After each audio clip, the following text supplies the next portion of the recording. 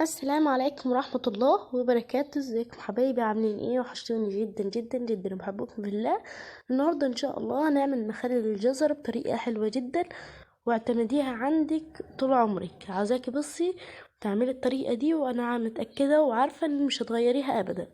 تمام، يلا نبدأ في المقادير. انا عندي كيلو من الجزر مقطعاه صوابع مثل صوابع البطاطس. تمام، عاوزة تعمليها بالقطاعة اعمليها زي ما انت حابة. عندي فلفل الوان، عندي فصين توم لو انت عاوزاه حامي، عندي ملح، عندي ميه مغليه وبارده، عندي معلقه كزبره، معلقه كركم، 2 ورق لورا، عندي 3 معالق من الخل. تمام، انا عندي بوله دلوقتي وانزل فيها البهارات، وبراحتك مش عاوزه تحط البهارات استغني عنها خالص، بس هي كطعم يعني بتغير طعم المخلل، بتخليه طعمه جميل جدا. هنحط معلقتين ملح كبار مليانين، هنحط 3 معالق من الخل. يعني بصي الخل ده في اي مخلل حطيه الا الليمون. الخل ده بصراحة ومش بيهري المخلل خالص نهائي. تمام، الخل ده بيخلي ليه للمخلل مزازة حلوة كده زي بتاع بره كده. دلوقتي هنحط كوبايتين مية.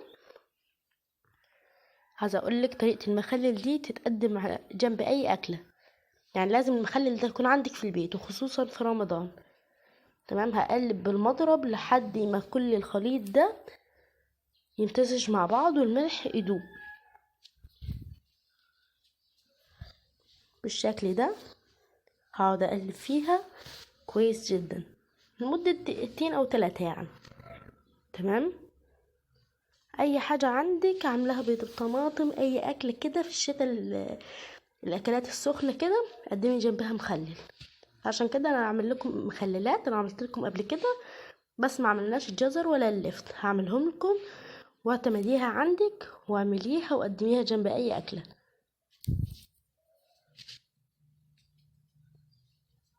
بس كده انا قلبت كل الخليط السائل ده مع بعض. لازم المحلول ده مهم جدا. عاوزة تحطي زعتر حطي، بطعم الزعتر طبعا بيبقى تحفة. عاوزة تحطي حبة البركة، عاوزة تحطي حبهان زي ما انت حابة. دلوقتي انا عندي برطمان ازاز. البرطمان ده جايباه من فين؟ البرطمان ده بتاع المخلات اللي انا بجيبهم من السوبر ماركت. تمام، بيكون في زيتون او الكلام من ده، بس بخليها عندي لا عبل يعني ما ربنا ايه يكرمني ويجيب برطمانات المخللات. تمام، عاوزه تحطي في بلاستيك حطي براحتك، المتوفر عندك. اهو البطرمان انا بوريهولكم عامل ازاي، وصغير وحلو جميل، وبصي كيوت كده صغير وحلو كده. هنحط شويه من مخلل الجزر، شايفين مقطعاها صوابع مش رقيقه قوي ولا تخينه، يعني متوسطه حلوه كده. دلوقتي هنحط كام حبه فلفل احمر وفلفل اخضر للشكل طبعا، وللمخلل لازم يكون سبايسي حامي شويه. لو بقيش سبايسي ولا حامي شويه معاكي مش هيبقى حلو ابدا. والثوم ده هيديكي نكهه حلوه جدا.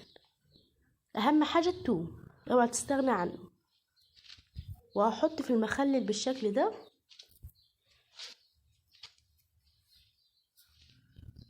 هعبي البطرمان كده اكبسه قوي كده، عبيه واحط شويه من الفلفل. كل شويه احط حبه من الفلفل وحبه من الجزر وحبه من الثوم لحد ما اعبي البطرمان بتاعي. طبعا انت على حسب الكميه اللي عندك، الكميه اللي عندك اعملي قديها. انا حاطه فصين توم على برطمان. تمام، مش حابه التوم براحتك برضو.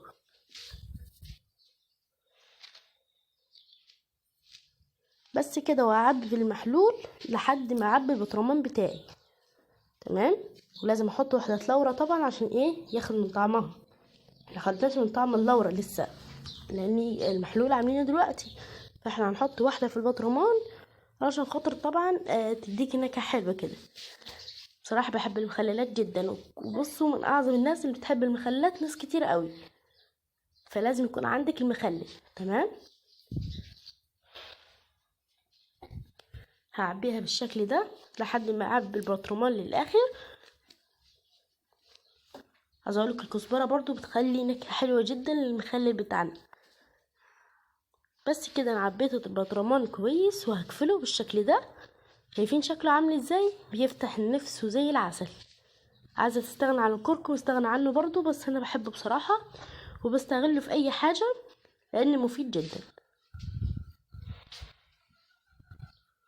بس كده خلصنا البطرمان بتاعنا، يا رب يكون عجبكم وحلقة سعيدة.